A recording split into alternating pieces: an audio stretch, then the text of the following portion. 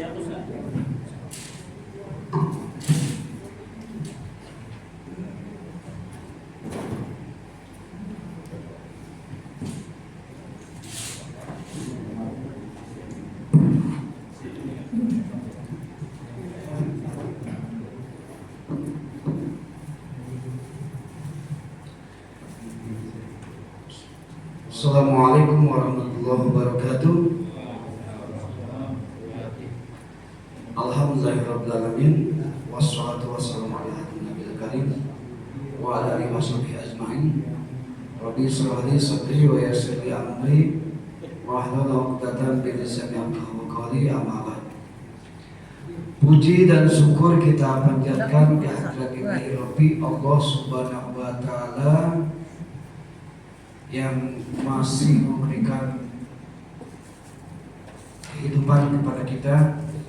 Satu detak jantung itu sama dengan satu detik kita lebih cepat mendekati alam kubur. Kalau berbicara alam kubur ya kita berbicara pulang kampung. Kalau berbicara pulang kampung, kira-kira kita sudah siap atau tidak? Kalau pulang kampung duniawi mungkin ya ada yang siap, ada yang tidak. Kalau yang cukup duit, cukup bekal, ya udah pulang kampung. Kalau tidak cukup ya udah di tempat sendiri aja, nggak usah kemana-mana kan begitu. Tapi kalau mudik atau pulang kampung hakiki, pulang kampung di akhirat itu tak bisa ditunda. Kalau sekali pulang ya pulang. Terlepas masalah siap bekal atau tidak. Cuma resikonya kalau bekalnya tidak cukup, nah itu nekat namanya ya. Dan salah satu daripada bekal kita nanti ke akhirat adalah amal ibadah. Salah satunya itu. Di samping nanti ampunan dari Allah dan rahmat dari Allah Subhanahu wa taala. Mau diampuni gimana kalau kita tidak taubat? Mau punya bekal bagaimana kalau ibadah kita ya gini-gini terus kualitasnya? Dan mau bagaimana Allah ngasih rahmat kalau kita jarang ke masjid, nggak mau sholat berjamaah, nggak mau al-muslim akhul muslim faslihu baina wa akhwaikum, bahwa Islam dengan Islam itu saudara, saling tegur, saling sapa. Jadi 3 komponen itu yang harus kita dapatkan gitu ya. Pertama, hasil daripada amal ibadah kita. Yang kedua, ampunan dari Allah. Dan yang terakhir adalah rahmat dari Allah Subhanahu wa taala. Insya Allah kalau kita dapat 3 itu, perjalanan hidup kita nanti balik ke akhirat insya Allah aman dan tentram. Nyari insya Allah sempurna kita menghadap keharibaan Allah Subhanahu wa taala. Amin ya rabbal alamin.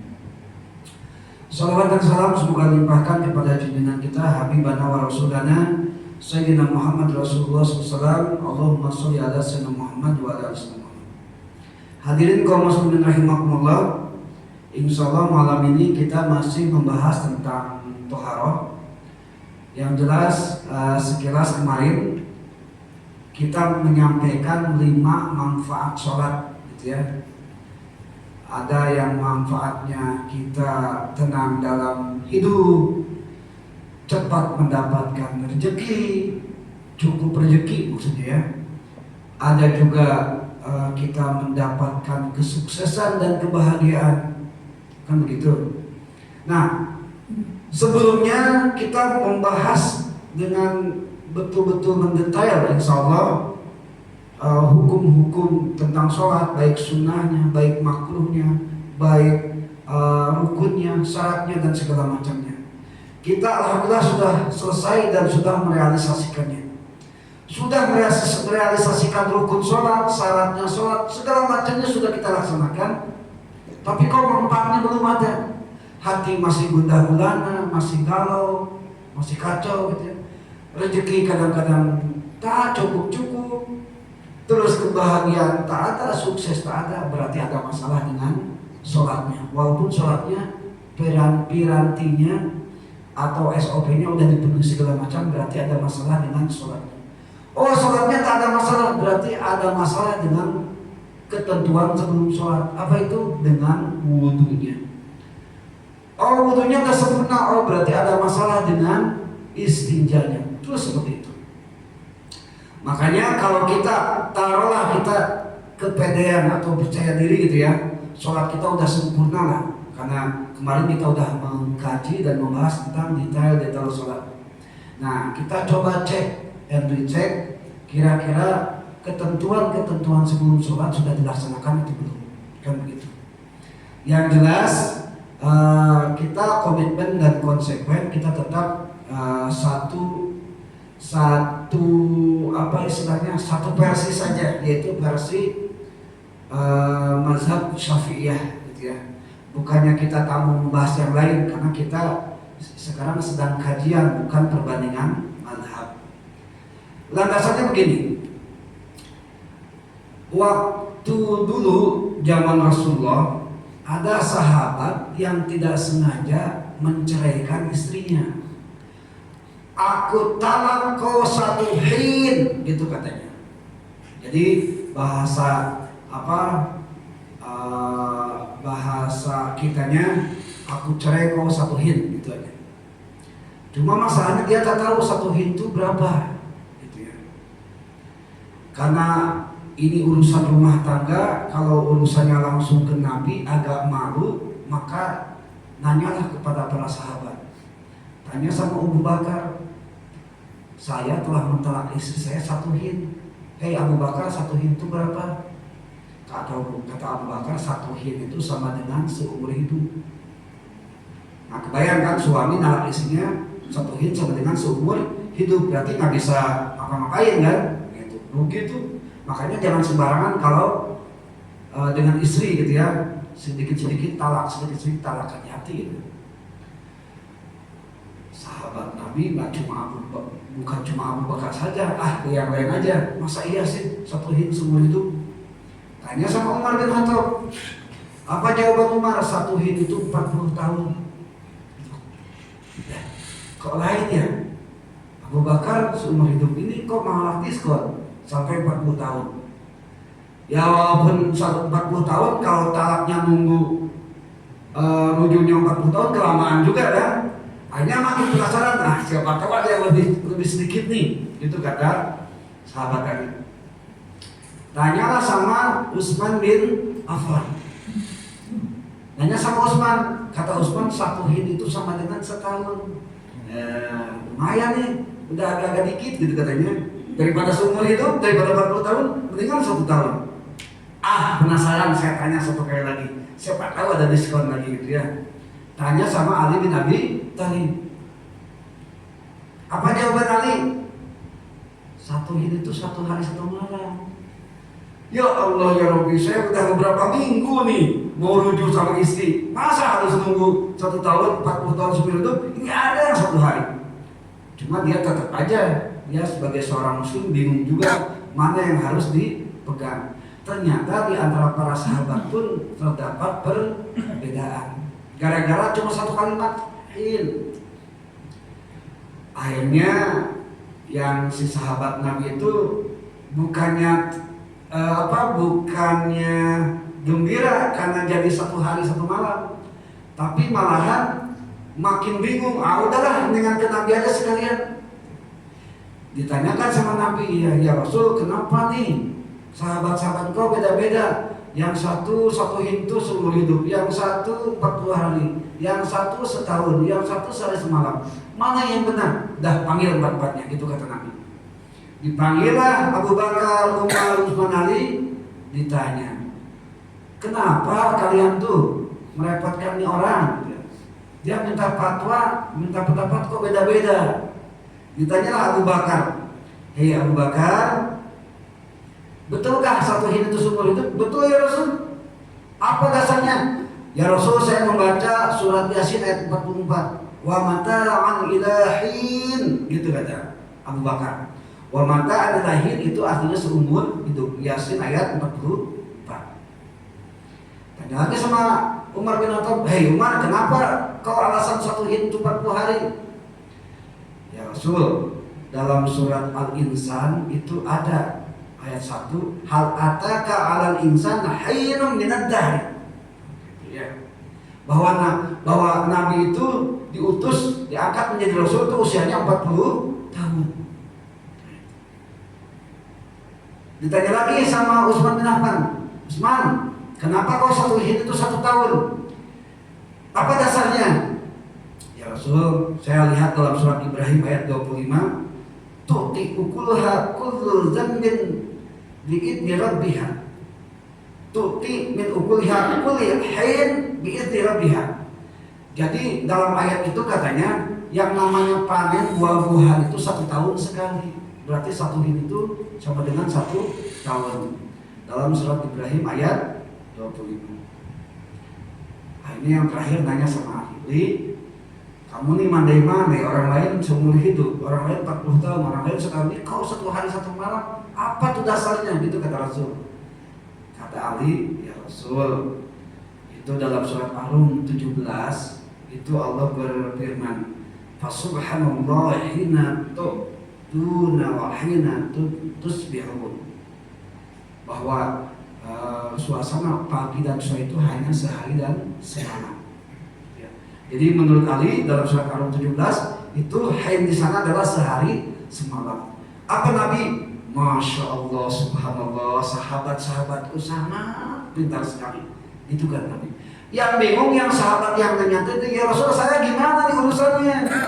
Saya katakan hanya sama istri, mau harus yang mana?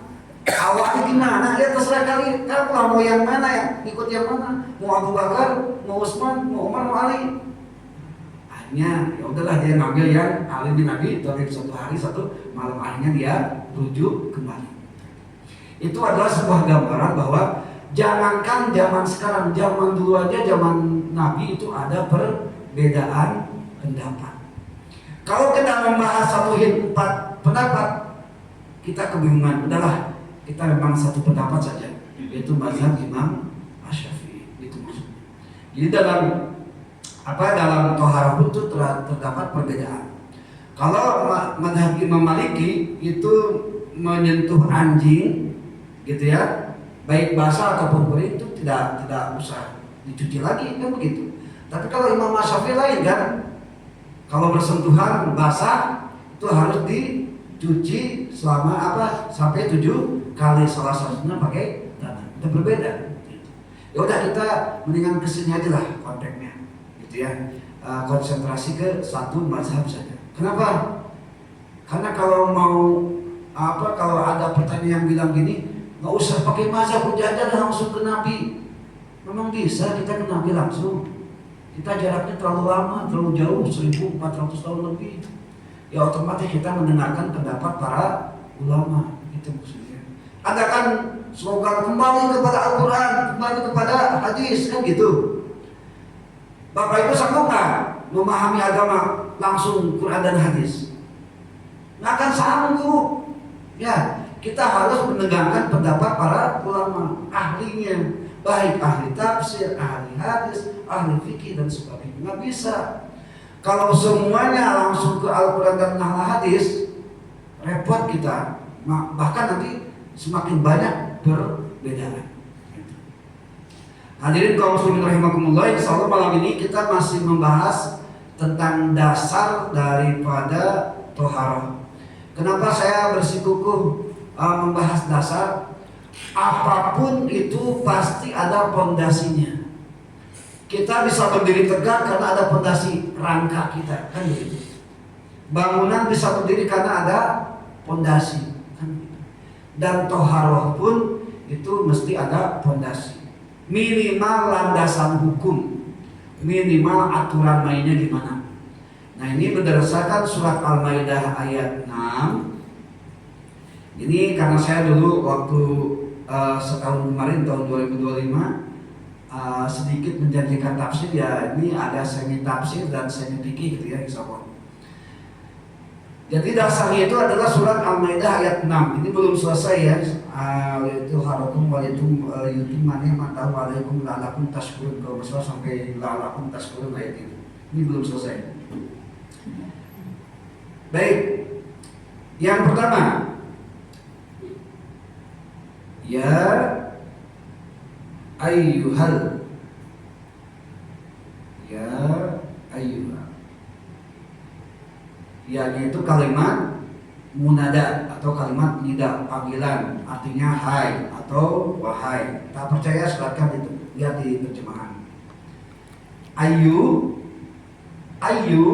itu bukan orang Jawa ya, tapi ayu di sini adalah taukid, penguatan, penegasan. Nah gitu. Haknya tanbih. Bapak baru kenal, tak apa-apa lah, yang penting perkenalan aja gitu ya. Tanbih itu mengingat-ingat. Seolah-olah mungkin Allah berkata begini, hei orang-orang yang beriman, ingatlah, kan gitu. Ingatlah, aku ingatkan, sampai berkali-kali seperti itu. Nah itu kalimat ya ayyuha. Siapa yang dipanggil? Allazina amanu, orang-orang yang beriman. Kita dalam Al-Quran biasanya ada dua, ada ya ayyuhalladzina amanu, ada ya ayyuhan nas. Kalau ya ayyuhalladzina amanu itu biasanya hukum ketentuannya. Biasanya itu ayat-ayat atau surah-surah Madaniyah, surah-surah yang diturunkan setelah Nabi hijrah. Kalau ya ayyuhan nas itu biasanya ayat-ayat atau surah-surah yang diturunkan sebelum Nabi hijrah atau ayat surah Makkiyah. Nah ini Madaniyah ya, ini zaman Nabi setelah hijrah. Yang dipanggil siapa? Alladzina amanu. Apakah kita dipanggil sama Allah? Wallahu alam. Apakah kita termasuk orang yang beriman? Wallahu alam. Kalau cuma ngaku-ngaku boleh. Bapak ngaku kenapa Prabowo, silakan, siapa larang, kan gitu. Ngaku-ngaku tuh murah, silakan, gratis. Mau keluar, aku beriman, aku bertakwa, silakan aja, kan gitu. Cuma ada syarat yang satu, diakui nggak, kan gitu. Seperti kita, mohon maaf ya, bukan saya bermaksud apa-apa. Ada misalnya infak dari hamba Allah. Kita kan nyebut hamba Allah kan ngaku-ngaku kan, terserah. Tapi diakui gak sama Allah? Kalau Nabi Muhammad itu diakui sebagai hamba Allah, apa dalilnya? Sebetulnya kita pas gitu ya, sekarang Rajab. Subhanalladzi asra bi'abdihi. Maha suci Allah yang telah memperjalankan hambanya. Allah yang ngomong bahwa Nabi Muhammad itu hamba Allah. Nah, diakui sama Allah. Sekarang kita ngaku hamba Allah, kan gitu ya. Betul nggak hamba Allah? Hamba Allah apa hamba dunia? Hamba Allah apa hamba bila hormat? Hamba Allah apa hamba duit? Kan gitu. Kalau hamba Allah gampang, hayya 'alas shalah, cepat dulu, kan gitu ya. Kalau orang hayya 'alas shalah muazin, dia masih di dapur, berarti dia bukan hamba Allah, hamba dapur, gitu aja udah. Silakan ya, introspeksi masing-masing aja. Ada orang yang hayya 'alal falah, mari kita bahagia menuju kesuksesan, dia malah cuci motor, cuci mobil, berarti dia hamba mobil, hamba motor, gitu aja udah selesai. Nah itu. Jadi, nah sekarang alladzina amanu, kita beriman enggak? Ngaku iman, ngaku takwa, silahkan saja gratis, cuma diakui atau tidak. Gampang indikatornya. Indikatornya gampang sekali gitu ya. Selagi Bapak Ibu al-imanu antuminu billahi wa malaikatihi wa kutubihi wa birusulihi wa yaumil akhir, gitu ya. Wa min khairi wa syarhi minallahi ta'ala, dah selesai. Kan begitu. Tapi kalau masih percaya dukun, masih percaya apa tuh yang Taurus, Scorpio, zodiak, nah itu udah tak beriman, itu udah jelas tuh. Ya. Masih percaya ramalan, itu bukan termasuk alladzina amanu. Sedangkan syarat nanti masuk surga itu alladzina amanu, orang-orang yang beriman. Nah gitu ya. Baik. Nah ini panggilan ke kita. Allah memanggil kepada kita orang-orang yang beriman. Tak apa-apa lah, udah percaya diri kita sebagai orang yang beriman. Yang selanjutnya, idza kuntum, apabila kalian, ini kata Allah, ila sholati, hendak mendirikan sholat, gitu ya. Ini terjemahan bebasnya, atau Bapak Ibu yang punya aplikasi mushaf, aplikasi Quran, lihat terjemahannya, kita sesuaikan. Apabila engkau hendak melaksanakan sholat, pertama, fagsilu wujuhakum.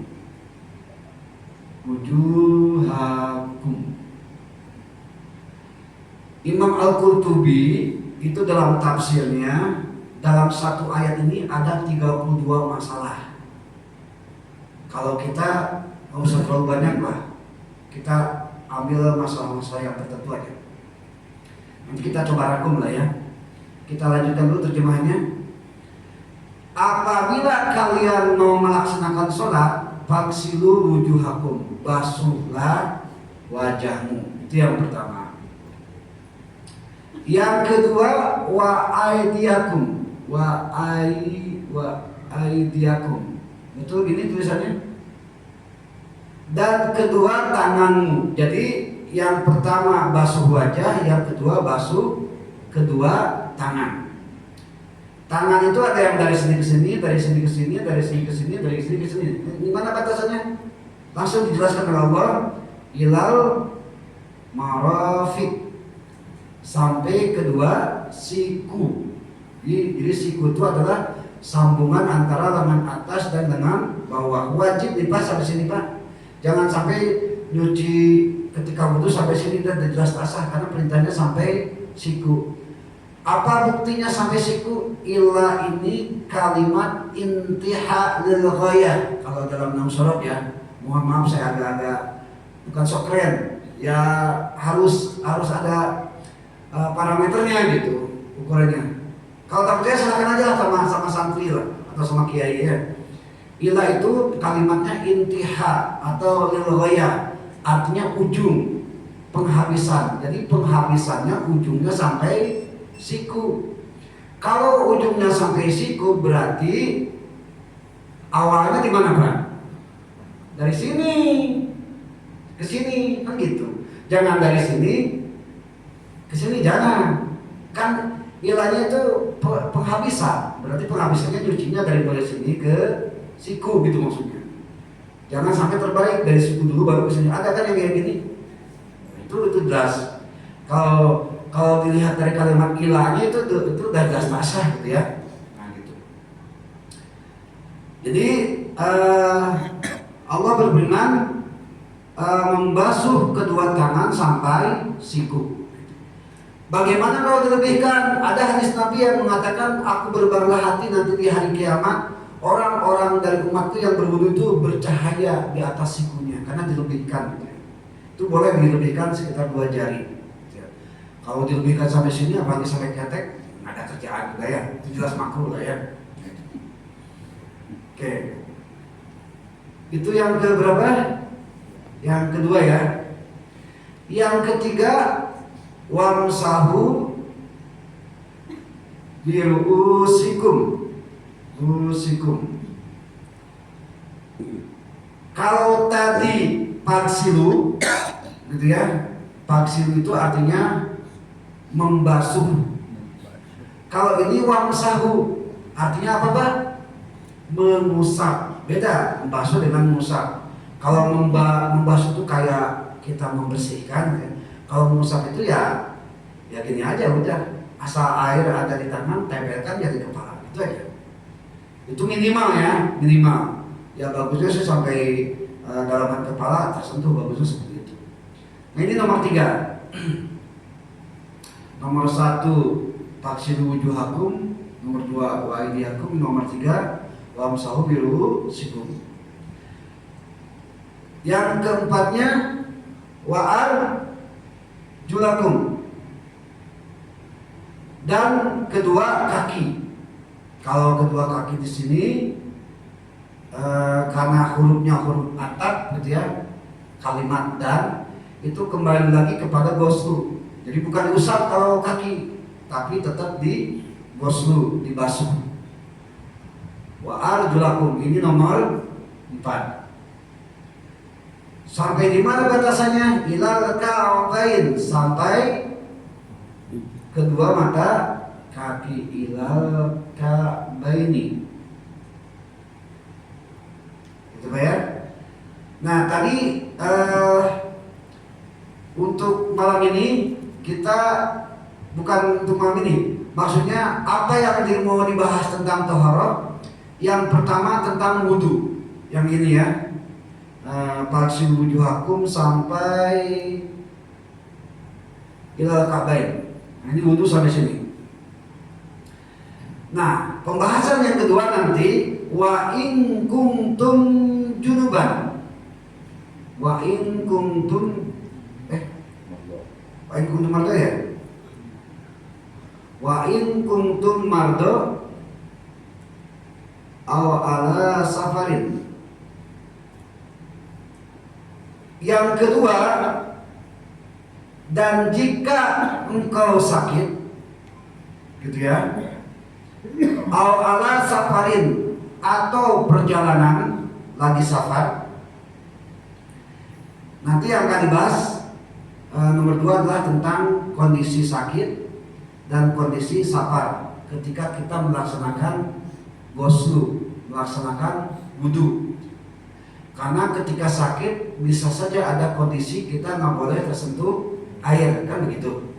Makanya kita coba cek ketika sakit gimana dan ketika safar gimana. Kalau safar untuk ukuran sekarang mungkin tidak ada masalah tentang air. Ini konteksnya zaman Nabi. Dulu kalau safar perjalanan jauh pakai kuda, pakai onta, di mana Bu? Pak, padang pasir. Padang pasir ada air nggak? Jarang kan? Nah itu masalahnya. Jadi kalau safar untuk kita mungkin tak terlalu bermasalah gitu ya. Mau kita pakai bis, pakai kereta, pakai pesawat, insya Allah air ada. Bahkan air kemasan aja bisa dipakai wudu, kan begitu. Jadi konteksnya tetap ini zaman Nabi ya. Yang pertama mardo, yang kedua safar, yang ketiga auja'a ahadun minkum minal ghaid.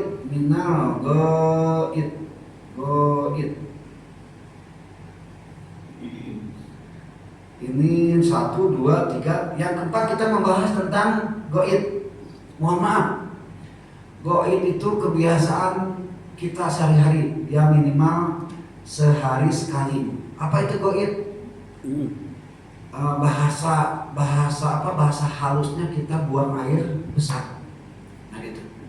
Jadi nanti kalau Islam tuh mengatur cara ghaid itu gimana gitu ya. Kenapa bawanya atau buang air kecilnya nggak ada? Karena tiap-tiap ghaid pasti bawa. Tiap-tiap buang air besar pasti buang air kecil. Nggak mungkin cuma buang air besar aja, itunya tidak keluar airnya, nggak mungkin gitu ya. Makanya dirangkum dalam ghaid. Jadi yang akan kita bahas tentang tohara adalah ghaid. Bagaimana cara-cara kita buang air besar. Apakah duduk? Apakah jongkok? Kan macam-macam lah ya. Menurut syariat Islam demikian. Yang selanjutnya lamastumun nisa. Seandainya kalian dalam keadaan sakit atau perjalanan jauh, atau kalian ja'a ahadun minal ghaid, salah satu dari kalian itu. Ghaid itu sebetulnya dari godo yaqitu ghaitun. Itu bukan buang air besar sebetulnya ya. Jadi itu namanya lembah padang pasir yang bawah. Jadi dulu kan zaman jahiliyah, orang-orang Arab kalau mau buang air besar itu turun cari cekungan dari gurun pasir gitu ya. Mohon maaf saya ceritakan sedikit ya. Belum diceritakan bukan karena lihat, karena memang baca aja gitu. Jadi jongkok lah, dan jongkok selesai. Nah, itu aturannya mainnya ada 3 aturan mainnya. Pertama pakai batu, gitu ya. Yang kedua pakai air, yang ketiga pakai batu dan air. Paling sempurna itu batu dulu baru air. Kita belum pernah ya, batu dulu terus air, belum pernah kan. Nah, jadi yang pertama pakai batu, yang kedua itu pilihannya pakai air, yang ketiga dua-duanya, ya batu ya air. Nah gitu ya.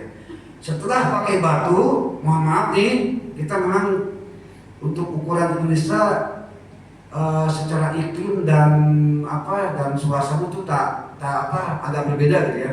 Kalau di sana kan jarang air, jadi ya pakai batu alternatifnya.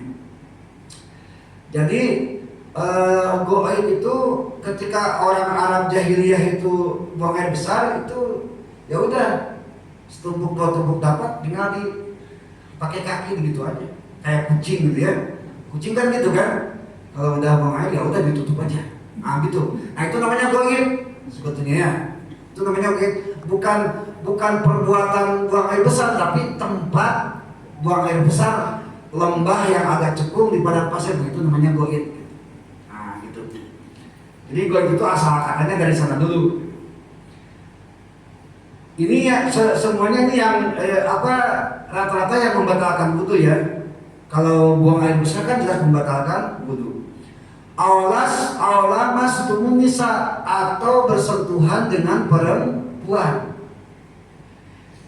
Dalam mazhab Syafi'iyah, ketika bersentuhan laki-laki dan perempuan dewasa dua-duanya itu membatalkan wudu, itu kan. Bagaimana dengan suami dan istri? Kan mahram. Mahram itu terbagi dua. Ada mahram mu'abbad, ada mahram muqayyad. Mahram mu'abbad itu mahram yang selamanya. Anak, cucu sampai ke bawah. Ayah, kakek, buyut sampai ke atas. Itu selamanya. Apapun yang terjadi itu namanya mahram mu'abbad. Kalau mahram muqayyad itu mahram sementara. Contoh, misalnya perempuan yang masih masa iddah, itu mahram muqayyad, nggak boleh dinikahi, kan gitu, sampai masa iddahnya berakhir, nah baru boleh dinikahi. Atau istri yang kelima, mohon maaf nih, yang penggemar poligami. Jadi karena dalam Al-Quran fankihu ma tobalakum minan nisa'i masna wa subasa wa ruba', diizinkan dalam keadaan darurat boleh punya istri 2, 3 dan 4. Ingat Pak, darurat Pak. Ya, kalau Bapak kan nggak darurat, jadi nggak usah ngikut ayat itu gitu ya. Jadi diperbolehkan kata Allah, kalian nikah 2, 3 atau 4. Berarti gimana kalau punya istri yang kelima? Nah, istri yang kelima itu bukan mahram itu. Silahkan aja nikahi, karena yang sahnya itu cuma 4 istri. Ingat, bagi yang darurat, saya terus-terusan bilang darurat karena ini bukan apa-apa. Takut dijadikan legitimasi. Oh, berarti bisa dong. Nah, gitu ya. Legitimasinya khusus darurat. Bapak Ibu tahu kan pesawat ada pintu darurat? Itu bisa dibuka kalau dalam kondisi kita memang betul-betul terjepit. Nah, betul-betul darurat, betul lah pokoknya. Barulah boleh dibuka. Nah, poligami itu seperti itu.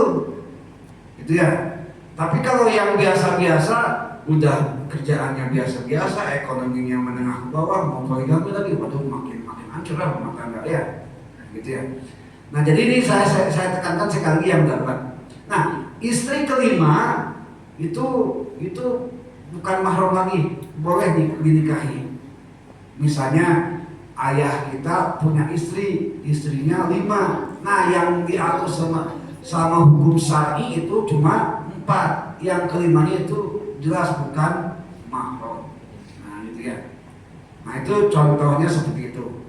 Ada mahram mu'abbad, ada mahram muqayyad. Jadi bersentuhan suami dan istri, memang suami istri itu mahram, tapi mahramnya bukan mahram mu'abbad, tapi mahram muqayyad, mahram sementara. Ketika terjadi perceraian, ya udah, berarti kan bukan mahram lagi kan. Ingat kan bukan muhrim ya Bu ya, mahram. Kalau muhrim itu orang yang berpakaian kain ihram. Itu muhrim namanya. Ada kan di apa di kadang-kadang di artikel-artikel bukan muhrimnya, padahal salah, bukan mahramnya. Nah, gitu ya. Jadi mahram bukan muhrim. Kadang kita selalu keliru gitu ya. Itu. Nah, jadi bersentuhan laki-laki dan perempuan itu membatalkan. Bagaimana ada hadis yang mengatakan Nabi itu ketika mau sholat itu kadang-kadang mencium istrinya, kan gitu ya. Nah, itu hadisnya itu namanya hadis hadis apa istilahnya?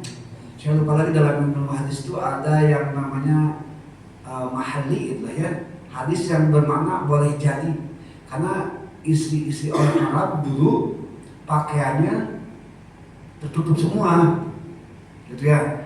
Bisa aja Nabi mencium di balik kain. Kalau di balik kain bersentuhan nggak jadi masalah, kan gitu. Tak membatalkan sholat kecuali bersentuhan kulit dengan kulit. Nah, gitu ya. Jadi kalau dalam mazhab kita awala mastumun nisa itu artinya adalah bersentuhan perempuan. Ada para ulama yang menafsirkan di mana jama'atun artinya jima. Jima itu katanya batal wudu. Kalau batal wudu jima itu bukan batal wudu tapi wajib mandi junub. Ya, bukan hanya sekedar batal wudu tapi wajib mandi junub. Nah, jadi nanti bahasnya kita tentang lamas tumunisa juga. Berarti ini yang membatalkan tentang wudu.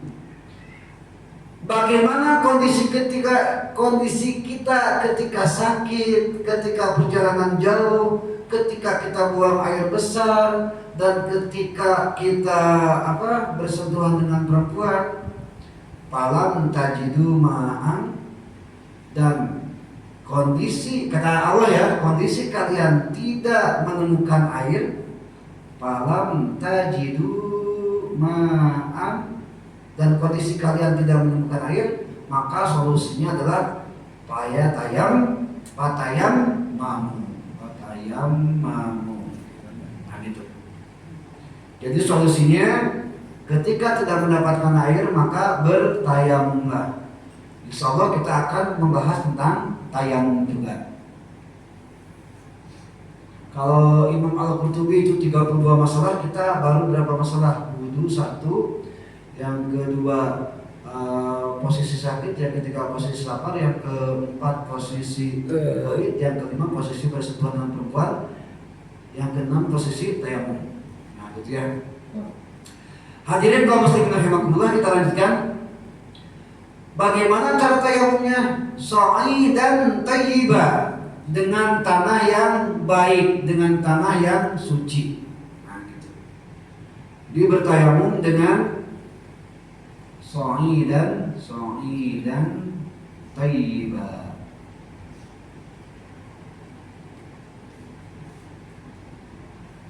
Bagaimana cara tayamum dengan tanah? Pamsahu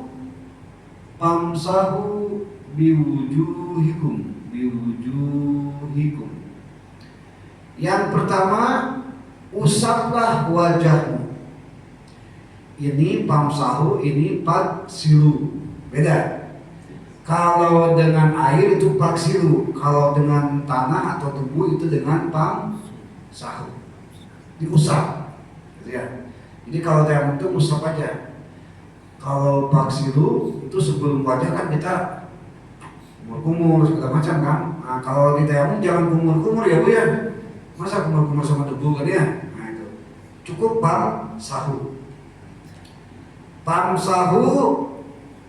Pamsahu biwujuhikum. Pertama usap wajahmu, wa aidikum minhu. Wa aidikum, dan kedua tangan dengan debu itu, dengan tanah itu. Jadi tayamum cuma dua, pertama wajah, tepukan, baru diusap. Satu kali aja cukup. Ambil lagi, boleh segini, dah itu aja kan cukup. Atau boleh sampai siku, boleh, jadi masalah. Yang penting tangan aja kan. Tangan itu dari sini sampai siku, dikiaskan kepada wudhu. Boleh sampai sini, Boleh sampai sini. Nah, gitu ya. Yang selanjutnya, nah, ma yuridullah, ma yuridu Allahu liyaj'ala alaikum min harajin walakin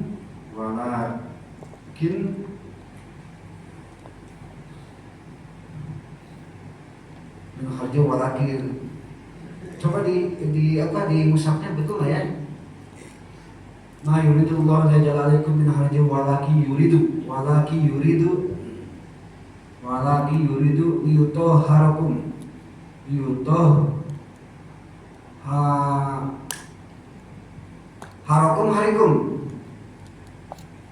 harakum kalau masalah ya. Waliyutimma ni'matahu alaikum la'allakum tashkurun. Jadi Allah memberikan aturan seperti ini. Ma yuridullah, Allah tidak bermaksud liyaj'ala alaikum min harajin, tidak bermaksud menyulitkan kalian, begitu kata Allah. Haraj itu artinya kesulitan ya. Walaki yuridu liyutahharakum, tetapi supaya kalian bersuci. Maksudnya apa? Maksudnya menjaga kebersihan. Nah gitu. Betul ini barisnya liyutahharakum.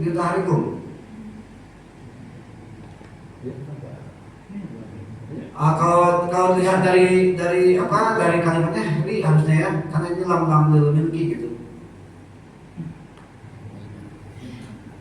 Baik, hadirin kaum muslimin rahimakumullah.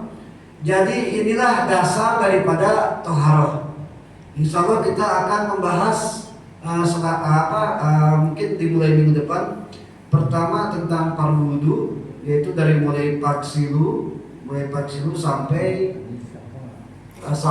ilal kabain. Yang kedua tentang posisi sakit ketika kita melaksanakan ibadah. Yang ketiga ketika kita safar dalam melaksanakan ibadah. Yang ketiga yang keberapa tadi? 1, 2, 3. Yang keempat, atau bagaimana kita goit istinja gitu ya, dari goit. Yang kelima tentang batal wudu, wasfun nisa.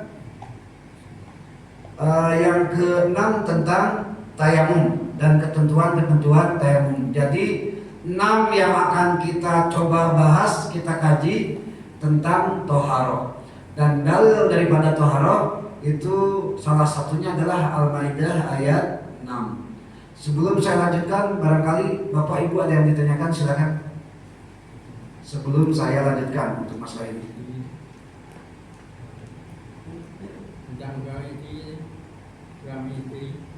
Tentang suami istri. Istri yang kelima tadi. Istri yang kelima itu. Oh, istri yang kelima. Maksud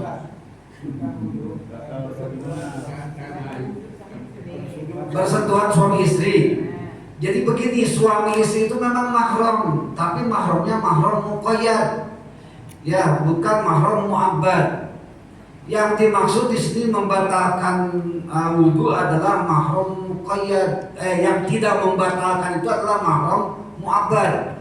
Adik, kakak, ayah, ibu itu tidak batal, tapi suami dan istri karena bukan mahram mu'abbad. Mahram mu'abbad itu mahram selamanya. Kita kan dengan istri kan selamanya bisa aja cerai kan gitu.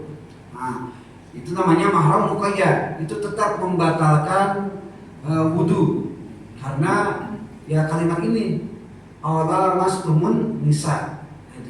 Adapun dari ulama yang lain berbeda yang mengatakan batal, ya silahkan. Saya sekali lagi tadi saya bilang kita fokus satu versi saja, yaitu mazhab Syafi'iyah. Gitu ya. Alasannya apa? Alasannya cuma satu, ihtiyat saja. Saya pernah beberapa kali sampaikan kepada Bapak Ibu, seandainya di hari kiamat Allah memutuskan, hei manusia, bersentuhan laki-laki dan perempuan itu tidak membatalkan wudu, misalnya, Kita rugi nggak Pak? Bu, kita rugi nggak kalau keputusan Allah begitu? Tidak. Berarti wudhu kita yang kedua itu hukumnya sunnah. Al-wudhu bil wudhu'i nurun, kata Rasul begitu. Wudhu yang setelah wudhu itu sunnah. Wudhu kedua kali itu maksudnya. Jadi Bapak wudhu pertama untuk sholat itu wajib, yang kedua itu sunnah hukumnya. Mau wudhu kedua kali itu. Nah, jadi ketika ada pengumuman dari Allah bersentuhan suami dan istri itu tidak membatalkan wudhu, kita nggak rugi, kita malah untung dapat pahala dari wudhu sunnah, kan gitu. Tapi kalau pengumumannya dibalik, bersentuhan laki-laki dan perempuan termasuk suami istri itu batal wudhu, misalnya, kita rugi nggak? Jelas nggak rugi, karena kan kita dari dulu memang nganggapnya batal. Yang rugi ada selama ini yang tidak nganggap batal, berarti kan, nah gitu ya. Ini versi kita ya, itu namanya hati-hati. Wudhu kita faksilu wujuhakum tuh wajibnya 1 kali. Ketika air ke wajah itu 1 kali udah selesai. Kenapa 3 kali? Kedua dan ketiga itu sunnah. Makanya ketika berwudu, air wudu jatuh kan?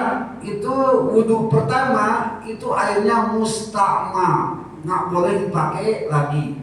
Tapi wudu kedua dan ketiga itu boleh dipakai lagi karena bukan air musta'mal.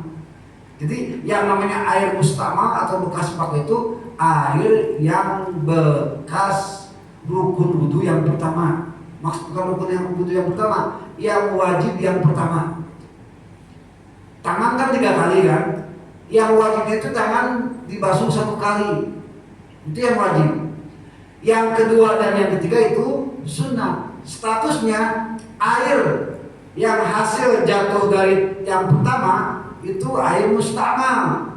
Tapi yang kedua dan yang ketiga itu namanya air bukan musta'mal, boleh dipakai lagi. Gitu.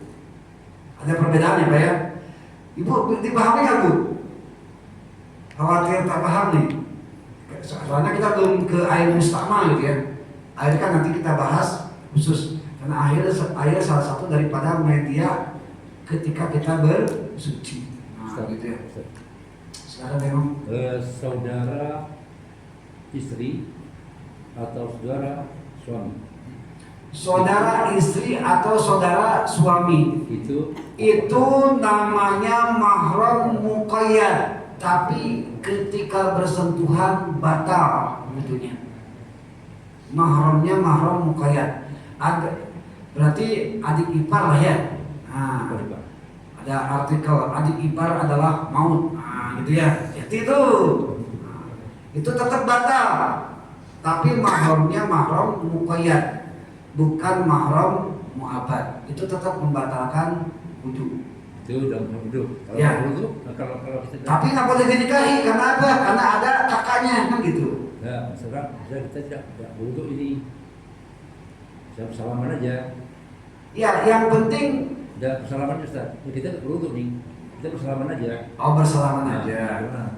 Hukum bersentuhan laki-laki dan perempuan di luar konteks wudhu, di luar konteks berarti ya, itu ada beberapa pendapat ya. Yang pertama, asal tidak ada unsur syahwat. Unsur syahwat tahu Pak ya? Ketika berpegangan itu ada sernya. Ya kita udah tua semua, udah paham lah ya. Kalau bergenggaman dengan nenek-nenek kan lain kan ya. Nah, ini kan dengan yang kita sukai itu kan ada, nah itu haram. Tapi kalau tidak ada unsur apa-apa, hanya silaturahim saja, itu mubah. Tapi untuk ihtiyatnya memang sebaiknya walaupun tidak ada unsur syahwat dengan ajnabiin, perempuan yang bukan mahramnya gitu ya, itu memang untuk keihtiyatan memang seharusnya kita tidak bersentuhan tangan. Kalau tetap mau bersentuhan tangan ya salah satunya pakai penghalang lah, hailun namanya ya. Jadi pakai kain, pakai apalah terserah. Kalau mau lebih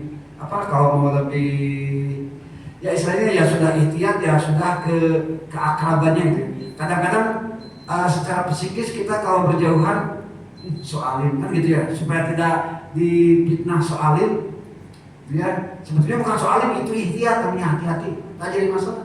Ya udah kita gelungkan aja lah sorban kita atau sarung tangan ya tadi masalah.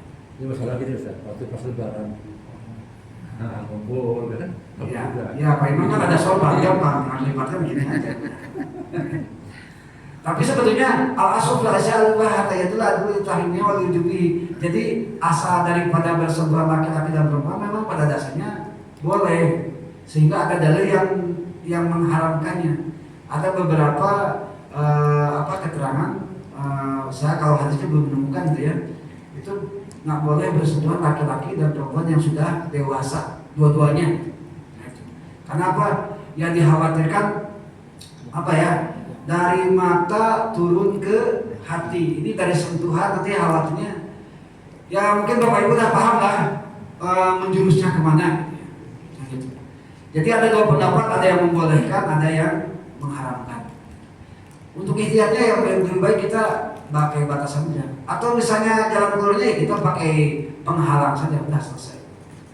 Yang jelas kembali kepada pertanyaan, adik ipar atau saudara daripada istri atau dari suami itu jelas namanya mahram muqayyad, tetap membatalkan wudu kita. Nah, itu ya. Baik, alhamdulillah pondasi sudah kita jelaskan ya. Jadi pondasi toharoh ini, insya Allah minggu depan kita membahas tentang aturan main wudu. Ada fardu wudu, ada syarat wajib wudu, ada syarat sahnya wudu, ada yang membatalkan wudu, ada sunnah-sunnah wudu, dan ada yang memakruhkan wudu. Mudah-mudahan kita diberikan usia oleh Allah Subhanahu wa taala untuk bisa menghadiri kajian ini, walaupun ya memang sebetulnya bisa aja Bapak Ibu cek di YouTube, cek di mana bisa aja karena ya, cuma memang nggak bisa interaktif aja. Gitu. Hadirin kaum muslimin rahimakumullah, itu saja mungkin yang bisa saya sampaikan untuk malam ini. Yang jelas kita berpegang kepada Al-Maidah ayat 6 tentang aturan main tentang toharoh.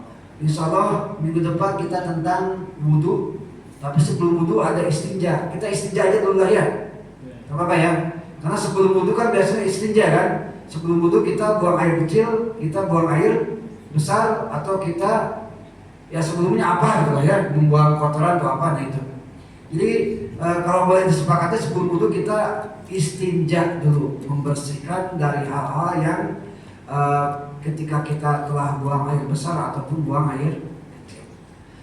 Alhamdulillah wa syukurillah, itu saja mungkin yang bisa saya sampaikan. Mohon maaf atas segala kekurangan. Usikum wa nafsi bittaqwallah, wallahu muwaffiq ila aqwamit thariq. Wassalamualaikum warahmatullahi wabarakatuh.